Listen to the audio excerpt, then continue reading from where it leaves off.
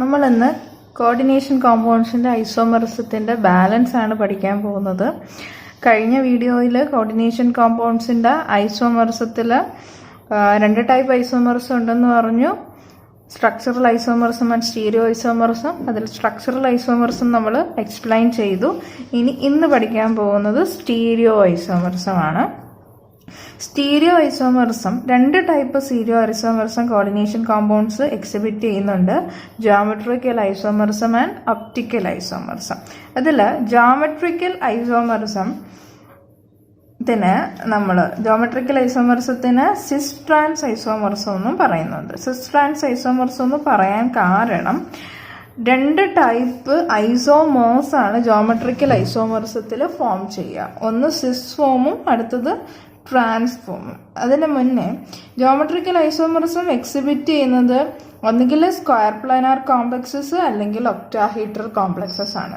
Square planar complexes means coordination number 4 ആയിട്ടുള്ള complex എന്ന് വെച്ചാൽ 4 ലിഗാൻസ് കമ്പൈൻ ചെയ്തിട്ടുള്ള 4 ലിഗാൻസ് സെൻട്രൽ മെറ്റൽ ആറ്റത്തിൽ അറ്റാച്ച് ചെയ്തിട്ടുള്ള കോമ്പൗണ്ട്സിനെയാണ് നമ്മൾ സ്ക്വയർ പ്ലാനാർ കോംപ്ലക്സസ് എന്ന് പറയാം. സ്ക്വയർ പ്ലാനാറിൽ 4 ലിഗാൻസ് ഉണ്ടാവും. ദാറ്റ് ഈസ് കോർഡിനേഷൻ നമ്പർ എന്ന് പറയുന്നത് 4 ആയിരിക്കും. കോർഡിനേഷൻ നമ്പർ 4 ആയിരിക്കും.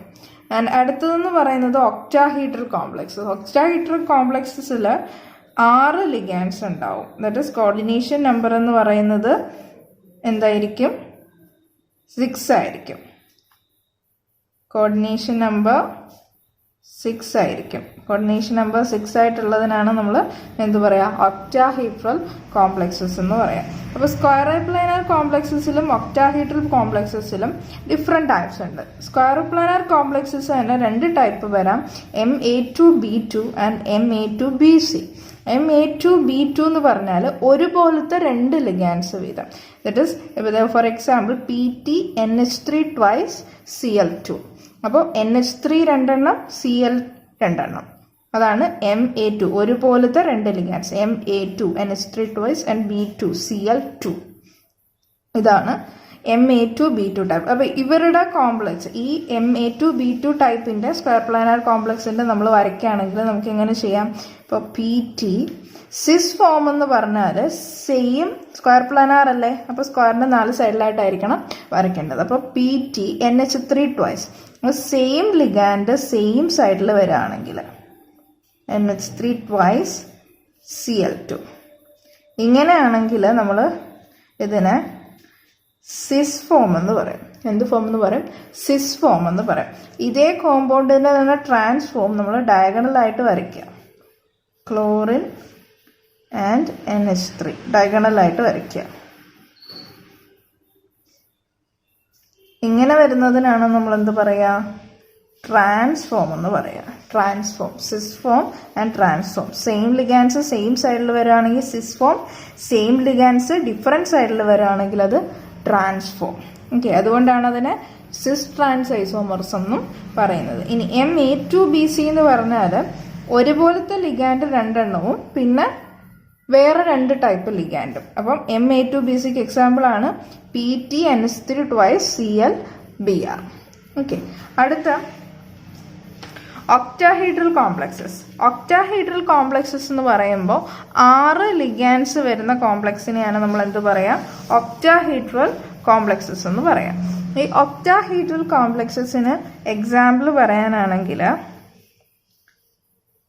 CONH3 4 ടൈംസ് Cl2 പ്ലസ് പുറത്തൊരു കൗണ്ടർ അയൺ ഉണ്ടായിരുന്നു, അത് ഒഴിവാക്കിയിട്ടുള്ളതാണ് പറയുന്നത്. അപ്പോൾ CONH3 4 times 4 Ameen and 2 chlorine. അപ്പോൾ ആകെ എത്രയായി? 6. അപ്പോൾ ഇതാണ് ഒക്ടാഹീഡ്രൽ കോംപ്ലക്സിന് എക്സാമ്പിൾ. അപ്പോൾ ഇതിന്റെ ഒക്ടാഹീഡ്രൽ കോംപ്ലക്സിൻ്റെത് ഒക്ടാഹീഡ്രൽ ആയിരിക്കും ഷേപ്പ്. അപ്പോൾ ഇതിന്റെ സിസ് ട്രാൻസ്ഫോം വരയ്ക്കാനാണെങ്കിൽ CO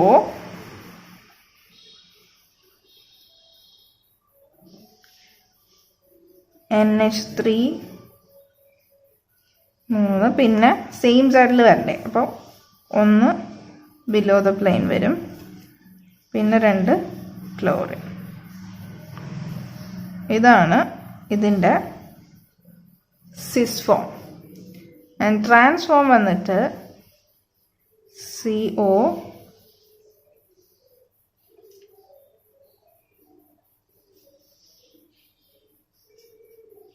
NH3 എല്ലാം ഒരേ പ്ലെയിനിൽ വരും.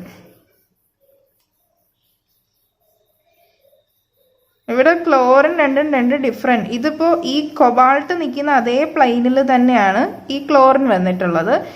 ഈ മുകളിലോട്ട് വരച്ചിരിക്കുന്ന ക്ലോറിൻ എബവ് ദ പ്ലെയിൻ, ഈ പേപ്പറിൻ്റെ സർഫസിൽ, ഈ പേപ്പറിൻ്റെ സർഫസ് ആ പ്ലെയിനിലാണ് നമ്മൾ പറഞ്ഞിരിക്കുന്നത്. Chlorine above the plain and NH3 എന്ന് പറയുന്നത് ബിലോ ദ പ്ലെയിൻ, അതിൻ്റെ താഴോട്ടാണ് വന്നിരിക്കുന്നത്.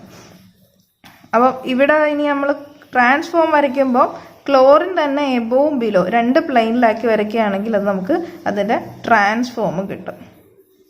ക്ലിയർ? അപ്പം സിസ് ഫോം ആണെങ്കിൽ എന്തായിരിക്കും? സെയിം പ്ലെയിനിലായിരിക്കും വരിക, ആൻഡ് ട്രാൻസ്ഫോം ഡിഫറെൻറ്റ് പ്ലെയിനിൽ വരും. ഇതാണ് ഒക്ടാഹീഡ്രൽ കോംപ്ലക്സിൻ്റെ കേസ് എന്ന് പറയാം. അപ്പോൾ രണ്ട് ടൈപ്പ് ജോമെട്രിക്കൽ ഐസോമറിസം ഉണ്ട്.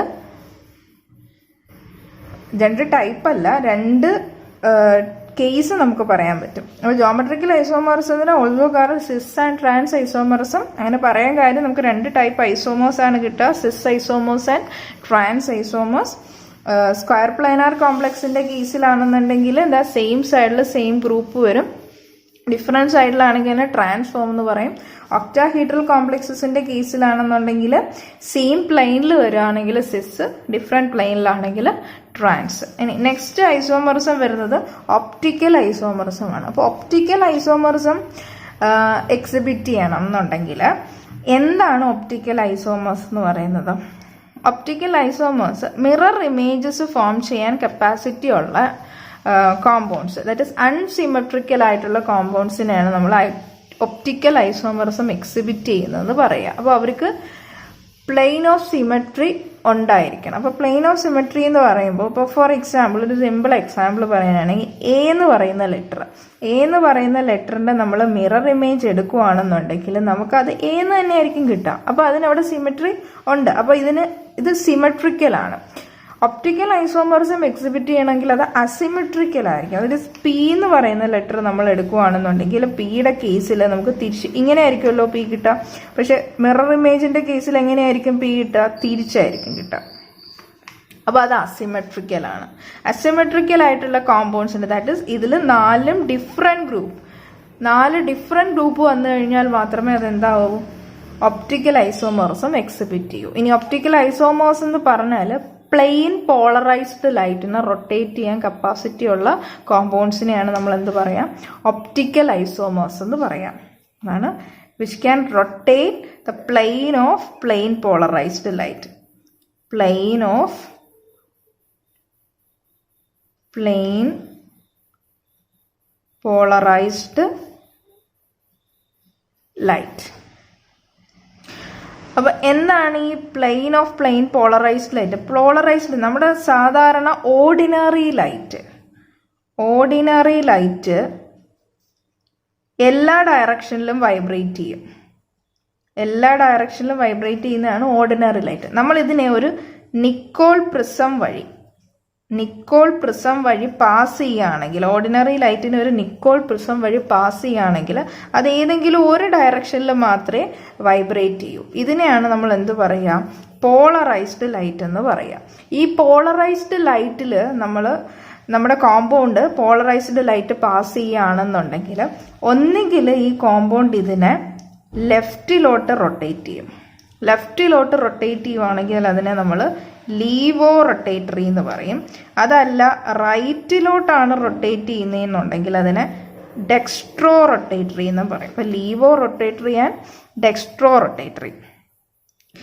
ഈ ലീവോ റൊട്ടേറ്ററി ഫോമിനെ നമ്മൾ എൽ ഐസോമർ എന്ന് പറയാം. ലീവോ റൊട്ടേറ്ററി ഫോമിന് എന്ത് പറയും? എൽ ഐസോമർ എന്ന് പറയും. ഡെക്സ്ട്രോയ്ക്ക് ഡി ഐസോമർ എന്നും പറയും. ഓക്കെ. അപ്പോൾ ഈ ഡി ഫോമിൻ്റെയും എൽ ഫോമും കിട്ടുന്ന ഈ രണ്ട് ഫോമിനും കൂടെ ഒരുമിച്ച് നമ്മൾ പറയുന്ന പേരാണ് എനാൻഷ്യോമേഴ്സ്. എന്തെന്ന് പറയും? എനാൻഷ്യോമേഴ്സ്. ഡി ഫോമിനെയും എൽ ഫോമിനെയും കൂടെ ചേർത്ത് പറയുന്ന പേരാണ് എന്ത്? എനാൻഷ്യോമേഴ്സ്. അപ്പോൾ ഇതാണ് ഒപ്റ്റിക്കൽ ഐസോമറിസം. ഈ ഒപ്റ്റിക്കൽ ഐസോമറിസം നമുക്ക് ഒരു എക്സാമ്പിൾ പറയാനാണെങ്കിൽ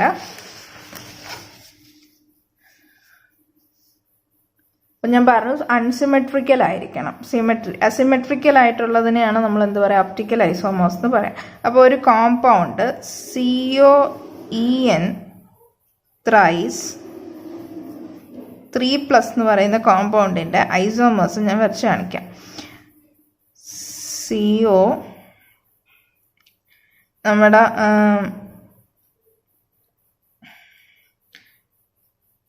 എഥിലീൻ ഡയമീൻ ആണ്, ബൈഡൻഡേറ്റ് ലിഗാൻഡ് ആണ്. അപ്പോൾ വരയ്ക്കുമ്പോൾ 2 രീതിയിൽ കണക്ഷൻ കൊടുക്കണം.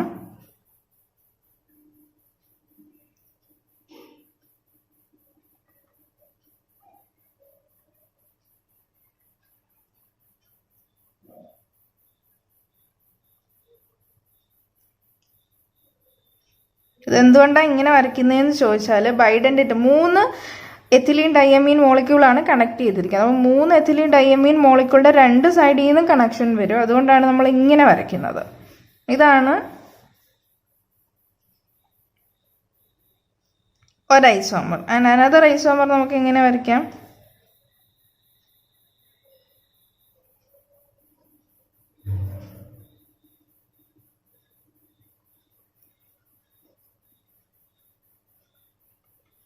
ഈ സൈഡിൽ വരും അല്ലേ.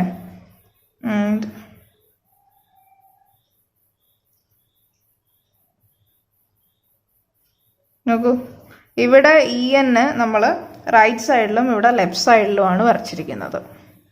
അപ്പം ഇതാണ് എന്ത്, D form, and this one L form. Okay, thank you.